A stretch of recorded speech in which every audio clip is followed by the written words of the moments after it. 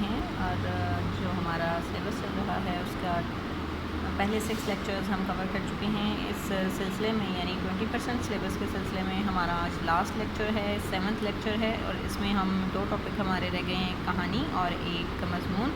انشاءاللہ وہ دونوں کور کریں گے۔ پہلا ہے ہمارا کہانی، صفحہ نمبر 64 پہ ہے، کسان اور اس کے بیٹے، یعنی اس کا جو عنوان ہوگا وہ ہوگا اتفاق میں برکت ہے، صفحہ نمبر 64 ہے۔ ٹھیک ہے جی۔ ایک دفعہ کا ذکر ہے، کسی گاؤں میں ایک بوڑھا کسان رہتا تھا، اس کے 3 بیٹے تھے جو ہر وقت آپس میں لڑتے جھگڑتے رہتے تھے۔ جی کلاس، یہ کہانی آپ نے سنی اور پڑھی بھی ہوئی ہے کہ کسان کے 3 بیٹے جو تھے کاہل اور نکمے تھے، ہر وقت لڑائی جھگڑے میں وہ مصروف رہتے تھے اور نہ باپ کا ہاتھ بٹاتے اور نہ کسی کام کاج میں اپنے آپ کو انگیج کرتے تھے۔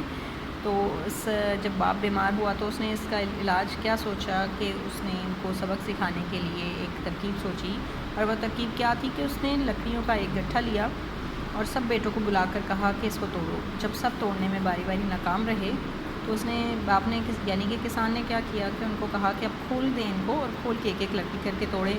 اور جب ایک ایک لکڑی کسان کے بچوں کے ہاتھ میں آئی تو انہوں نے بڑے آرام سے اس کو توڑ لیا۔ تو پھر جب لکڑیاں توڑ لیں تو کسان نے ان کو سمجھایا کہ اسی طرح اگر تم لوگ الگ الگ رہو گے تو کوئی بھی تمہیں نقصان پہنچا لے گا، لیکن اگر جڑ کے رہو گے جس طرح یہ لکڑیوں کا گٹھا آپس میں جڑا ہوا تھا تو کوئی تمہیں نقصان نہ پہنچا پائے گا اور نہ ہی کوئی تمہارے خلاف ٹک سکے گا۔ ٹھیک ہے۔ اس باپ کی نصیحت کو بیٹوں پر جو ہے وہ کافی گہرا اثر ہوا اور تینوں نے آپس میں اتفاق سے محبت سے رہنے کی ٹھانی، اور پھر ان کا جو لڑائی جھگڑا روز کا معمول تھا وہ ختم ہو گیا اور تینوں بھائی آپس میں مل جل کر رہنے لگے، اور اس طرح ان کے اتفاق میں برکت ہوئی اور ان کے کاروبار میں بھی برکت ہوا۔ ٹھیک ہے۔ اس طرح آپ اس کہانی کو اچھے طریقے سے کر سکتے ہیں۔ ہاں، اگر آپ اتفاق میں برکت ہے کہ یہ کوئی اور کہانی کرنا چاہیں تو بھی آپ کر سکتے ہیں۔ ٹھیک ہے۔ یہ ہمارا تھا ٹاپک نمبر 1، اور ٹاپک نمبر 2 ہے ہمارا مضمون، اور مضمون ہے قائد اعظم۔ قائد اعظم محمد علی جناح کے بارے میں آپ لوگ اچھے طریقے سے جانتے ہیں اور بہت کچھ آپ لوگ اس کے بارے میں پڑھ بھی چکے ہیں، جانتے بھی ہیں۔ تو یہ جو مضمون ہے یہ میں نے آپ کے لیے لکھا ہے، یہ آپ کریں گے، اور بہت زیادہ لینتھی بھی نہیں ہے، بہت زیادہ شارٹ بھی نہیں ہے، اس کو اچھے طریقے سے یاد کریں گے۔ قائد اعظم محمد علی جناح کے بارے میں اس کو ہیڈر بنا کے خوبصورت سا کام کیجیے گا کاپیز پر۔ سب سے پہلے ہے، تو نے اس باغ کو سینچا ہے لہو سے اپنی، تیری خوشبو سے تیرا باغ ہمیشہ مہکے۔